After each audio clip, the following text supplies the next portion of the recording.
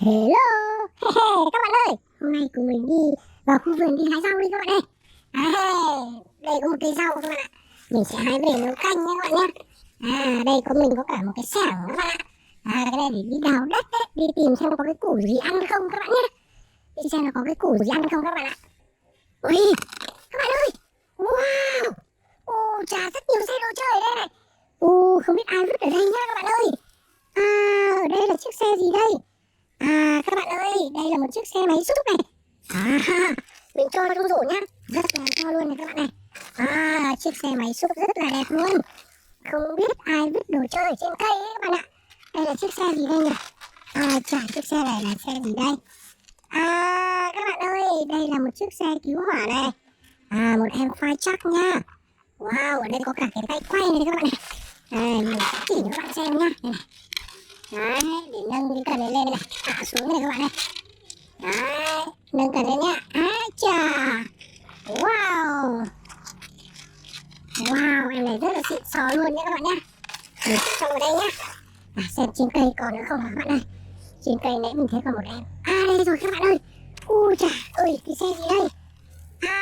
Các bạn ơi, đây là một chiếc xe cần cẩu này. Chiếc xe cần cẩu siêu bự luôn các bạn ạ. Có nút bấm ở đây này các bạn này. Bấm vào đây để nâng cần lên này các bạn này. Cần xuống nhá. Wow, rất là xịn sò luôn các bạn ơi. Cho trong rổ luôn nhá. Đấy, chiếc xe này hơi xịn sò ấy, nhưng mà mình có một chiếc xẻng này các bạn này. Mình sẽ lấy chiếc xẻng này mình đi đào nhá, xem là có đồ chơi ở đây không các bạn nhá. Đây là có một bãi cát đây các bạn này. Mình sẽ đào xem ở đây có đồ chơi không nhá các bạn nhá. Nãy mình thấy có rất nhiều đồ chơi ở trên cây, chắc chắn ai để quên ở đây các bạn ạ. Để xem nào. Ui, cái gì đây này các bạn ơi? Wow. Cái gì đây nhở? Trời ơi các bạn ơi, mình vừa đào đã thấy rồi các bạn ạ. Đây này. Ở đây có một chiếc xe buýt này các bạn này. Một em school bus nha. Một chiếc xe buýt màu vàng các bạn ạ. Xe buýt chở học sinh nhá. Mình cho vào đây nhá. Nào, đào tiếp đi các bạn này. Xem là có còn nữa không nào. Ui, đây này các bạn ơi. Wow. Cái gì đây? Ui xà, cố lên nào. Nặng quá các bạn ơi. Wow. Các bạn ơi, mình đào được một chiếc ambulance, một chiếc xe cứu thương nha. Em này có mở cửa được này các bạn ơi. Trong này là khoang lái của các lái xe nhé. Đấy, bệnh nhân sẽ nằm ở trong cái khoang sau các bạn nhé. Một chiếc xe cứu thương. Ok, mình cho vào đây nhá. Các bạn ơi, cùng mình đào tiếp nào. Xem là còn nữa không nhá.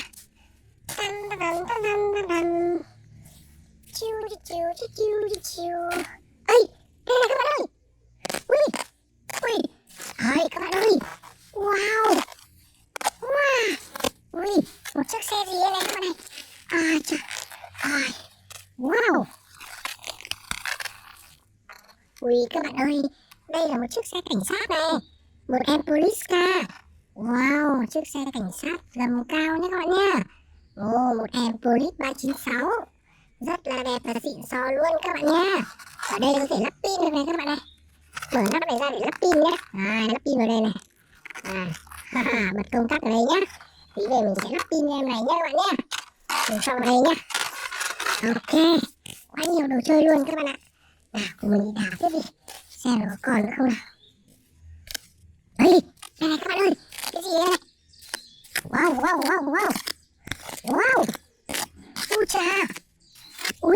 Đây này các bạn ơi. Mình đào được mấy em luôn. Trời ơi các bạn ơi, đây này. Mình đào được một em gì đây? Wow, các bạn ơi, một chiếc cần cẩu cứu hỏa này. Một em water gun fire truck. Đấy chà. Ui. Wow. Ui dồi ôi, cái cần cẩu này khỏe lắm các bạn ạ. Đấy, quá xịn sò luôn đấy các bạn nha. Một em cần cẩu cứu hỏa nhá.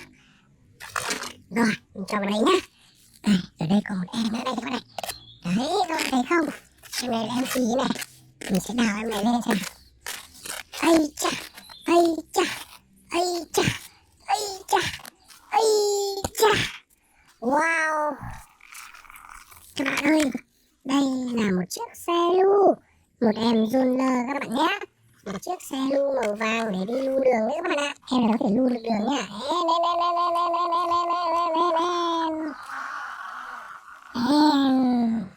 Đấy, thành một cái đường rất là đẹp luôn các bạn ạ. Xe lu này lu để làm cho đường nó đẹp đấy các bạn ơi.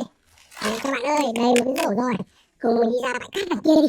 Đi xem là cái bãi cát đằng kia có cái gì nữa không nhá. Đây này. Xem ở đây có cái gì nữa không nào. Ui, các bạn ơi, cái gì đây? Wow. Ui, cái này là cái gì này? Wow. Ôi chà, ây da, nặng quá các bạn ơi. Em này nặng quá đi. Ai da chà, mình sẽ phải đào thêm một tí nữa các bạn ạ. Em này rất là nặng nhé. Mình sẽ phải dùng tay mình nâng em lên nhá. Ai da, ây da, các bạn ơi, to không? Ui dồi, to không các bạn ơi? Wow. Ai da. Đấy, các bạn ơi, mình đào được một chiếc xe tải. Đây là một chú chó cứu hộ các bạn ơi. Một chú chó cứu hộ nha. Xe tải chú chó cứu hộ đấy. Rất là xịn sò luôn. Rồi. Wow. Chà, bánh quay tít luôn các bạn ạ. Trong thùng này em không chở em gì à? Mình sẽ đậy cái nắp này vào nhá. Đây này, cái nắp này phải đậy vào đây.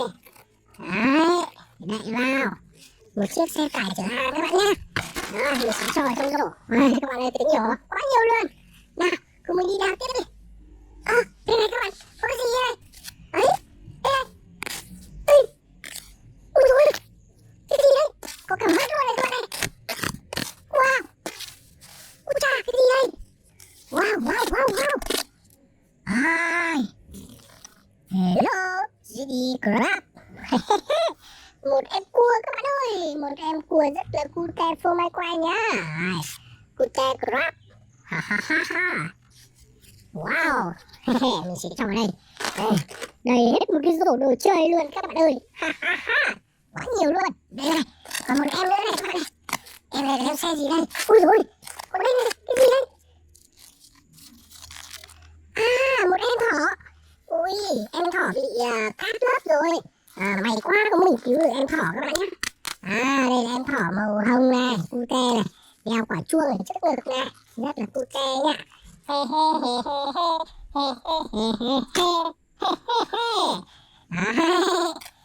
Đây một chiếc xe gì đây? Bị lấp ở dưới này các bạn. Các bạn ơi, đây là một chiếc xe Ben. Một em dump truck. Đây hết một cái rổ luôn. Xem là còn không nào. Đây này các bạn ơi. Ấy cha, đố các bạn biết cái gì luôn. Ấy cha. Các bạn ơi, đây là một em khủng long T-Rex dinosaur. Ấy xa, trên lưng em còn cầm một cái gì đây, khẩu súng bắn nước hay sao các bạn ạ. Một em khủng long màu đỏ nhá.